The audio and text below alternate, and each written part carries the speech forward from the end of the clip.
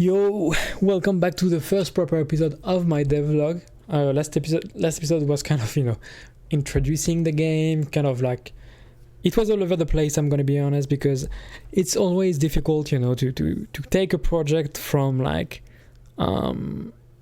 while it's running, before once it started, if you start at the start, obviously it's a bit easier to go through it, but obviously I had a lot of things to do, to think about and to talk about. But right now, this is the first proper episode. I'm going to now make weekly. That was always the plan, but now I've thought about something actually.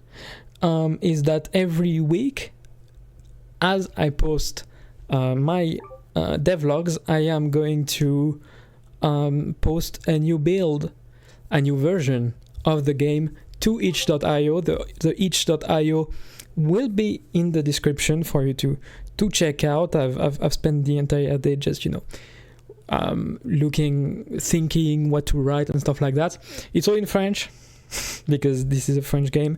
Obviously, eventually that's something I say on the page, but if you don't end up going there because it's French, I do want to say it here. Eventually, the plan is to translate it all in English. However, I want to do it myself, or if I am able to in the future, pay someone to do it. Obviously, that's not possible right now. I do not use AI for anything, let alone translation.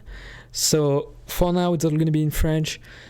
Maybe if I have some courage, I will perhaps maybe translate it as I go, if I don't have a clear plan, or if by the end of the week I've done everything I wanted for the next devlog and I have still some time to work on it. It's not going to be a priority for me right now. Obviously, it is to be expected because obviously I make all of my devlogs in English, and English is a cool language that I also love writing things with, as much as I love French. Obviously, I would never. All right, so let's get into what I've done since the last week. Last week I said I was working on developing my inventory system, and now it works. Almost.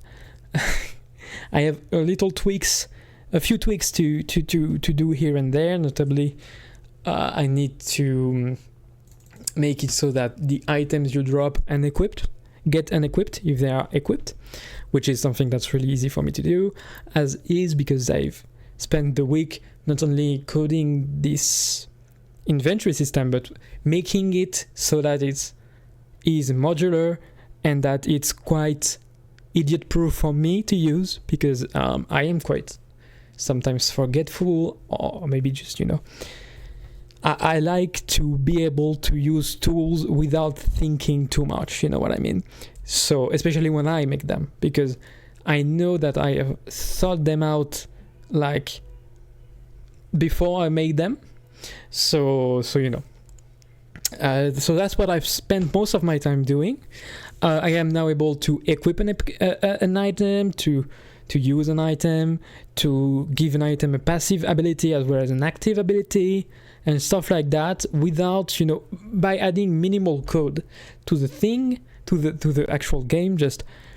And also, it's something that I always wanted to do and be able to do, because you see all these games, and I'm thinking mostly about Balatro, for example, where the code base was revealed to be kind of a series of if statements. And while this kind of architecture and design and programming design and programming pattern works in theory and in practice very well, and it's quite simple to introduce into your game and stuff like that, I do believe that on the long term it is harmful to your project, in that it becomes much more difficult to debug, to add new things, to completely change the way things work. So the way I wanted to make it is that basically every item is a scene in Godot, and basically instead of adding in the character scene, the playable character scene if this character has this item in inventory, this happens. I wanted to make it that items have all they do in their scene script, and then I don't have to think about them. And that's what I've been able to do. Now, if I just want to add an item, I can create a subclass, subscene of the object scene, add the code of what it does passively, if it does anything, obviously. If it doesn't do anything passively, that works too, and actively when it is used on something, or just in the world, and when it is equipped also. So I've created a few abstract classes in that object scene that can be instantiated or not in the child scene later on. So making this, coming up with the logic, putting it into place kind of took some time, obviously, because in my opinion, it is a better way to work. It also is a worse way to work, in that it is a lot more time consuming and a lot of more abstract thinking when you're making it, and it can be easy to just work for hours on debugging something really simple, something I'm very familiar with, but I like to do things maybe a bit more difficult for myself. This is also something that I enjoy, is solving problems and discovering new ways to do things. I'm not going to go into the details much more than that. I'm not going to show the code. I think I explained the essential of it. Another thing I've been doing, and I think it's something very important, it's not the first project I implement something like that, but it's the first time I do it in this way. What I did is a journal type thing, a log, where basically when you launch the game, you have, like in MMOs, very much so like in MMOs, you have a chat window, and while in MMOs it's not necessarily only for narrators and stuff like that to display, but it's also for chatting. A lot of MMOs, I'm thinking basically all of them, have these chat windows to give information on what's happening in the game, what your character is doing, what other characters are doing, and stuff like that. And I've been able to implement that in this game in a decent way, I believe. I didn't want to do one-to-one with MMOs, because MMOs have a lot of functionality and stuff like that that's useless in a single player game. I don't need to show when the message was sent. I just need to put them in a way where the display in chronological order, but the exact moment is not necessarily important. All of these important things that, adding multiple channels is useless in this game, because I don't need recruitment channel, PvP, PvE, roleplay. All of these are useless, and I also didn't need to implement a chat functionality to it. It's just in the backend, I can just add a message very easily. It allows me to do dialogue with the characters and easily, to create events easily, to describe items of effects of items, implement, for example, the item descriptions, lore, everything that I need. Even though I will later on add a book system where basically you will in this game later on be able to find books in the world that do not affect gameplay that much, but that contain lore. And this lore is, I'm thinking right now of a way to implement it in a way that would be synchronous with the gameplay, to form like really just a way where the lore you read in these books allows you to progress further in the game, to learn new things, to really to influence gameplay in a way that's just not there's lore and there's gameplay on the side. I like in game design to implement everything into the game. So that's something I'm really thinking about. I haven't really, that's a concept I have, you know what I mean? I haven't even began to think about how to implement it. I haven't, implementing the book system is going to be simple, but how to what to put in these books is really the important part for me, and I haven't begun to think about that. So that's in the future, but for now I've added the log. Maybe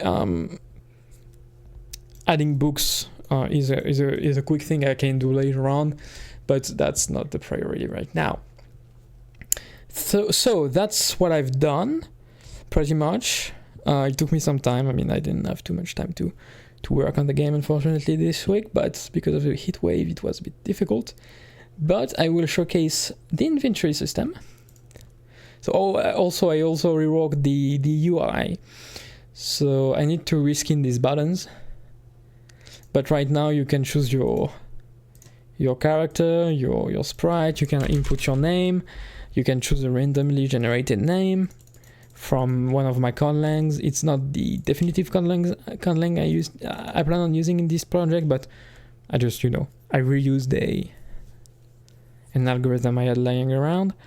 I gave every single character a stat sheet for good this time. When if equals card of police has no verb and stuff like that, And so this is on the bottom right is the journal, the log. Right now it's kind of unreadable. I've chosen this font kind of like as a tentative design. I've been looking at fonts and stuff like that. I don't think I'm going to keep this one because dyslexic people are not going to be able to read that. I can barely read that.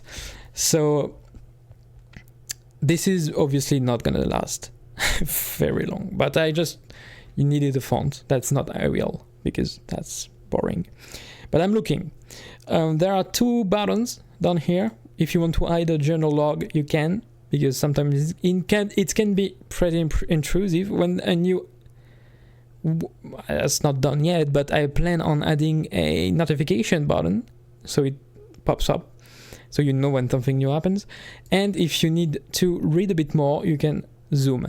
Right now it changes the scale of the whole journal scene, so as you can see it can be quite pixelated in the writing, and you can read it better, but more text is not able to be a better definition and an easier way to read. So that's kind of useless for now, this scale, but making it really bigger is a bit of an annoying animation task, and I don't really like animating stuff. So this is kind of a proof of concept for the log, but it's obviously going to work differently later in a better way. This also is a tentative design for health bar. I will change it. I mean, that's in the plans. I mean, I needed something to display the character health, even though it doesn't work yet. But yeah, I mean, I didn't change anything in the dungeon or anything. It's more like a small update because a lot of what I've done is in the backend. Let me show you now that I can equip a torch. I can click here, equipe, which means equip, and then you choose the place you want to put it, right hand or left hand. For a torch, obviously you can put it anywhere else, but for a helmet it's going to be on the head and stuff like that. Here you can choose on your on end or off end, and it works as intended, creates an aura. The aura is also tentative because I tried to design a different light aura. It was kind of ugly, so I went back to this design that I did very early on that works, and it's not the most important. It displays the items that are equipped. This is supposed to be a right hand, but it's squished, so I need to find a way to unsquish it, but that's gonna be fine. I can unequip it, and it doesn't work, as you can see. But I mean, I need to bug fix a few things, I'm not gonna lie, but it's somewhat works, I guess. I mean, everything that I'm doing doesn't work right now, but if I can use it to turn it off and stuff like that. But yeah, I mean, obviously it's kind of buggy still, but it is a work in progress. As I said, it is quite complicated, so this is what I've got to work on later. The heat was really killing me, so I didn't work too much. Anyway, that's gonna do it for this real first episode. You can go in the description to check it out for yourself, even though right now it's not that interesting, but later on it will obviously be. And I wanted to, create the page and stuff like that so that it's accessible and something that I don't have to do later on when I have a lot more things to do. So yeah, it's available for Windows and Linux because I program everything in Linux. So to test it out, I need to make a Linux build. The Windows build I haven't tried because I don't have a Windows computer on hand. I need to ask family members and friends, and obviously that's a lot to ask, and I don't want playtesters to play for free. So venture on the Windows build at your own risk. Should work though. I mean, I've never had too many issues with that. If it's for x86 architecture in terms of CPU, if anyone needs AArch or ARM, I can provide, but seeing as x86 64 is the most common, I just didn't bother, But if it's needed, I mean, everything is in the project page. I mean, it's in French, so again, venture at your own risk. But all right. See you tomorrow for Mugenics and next week for this. Bye bye.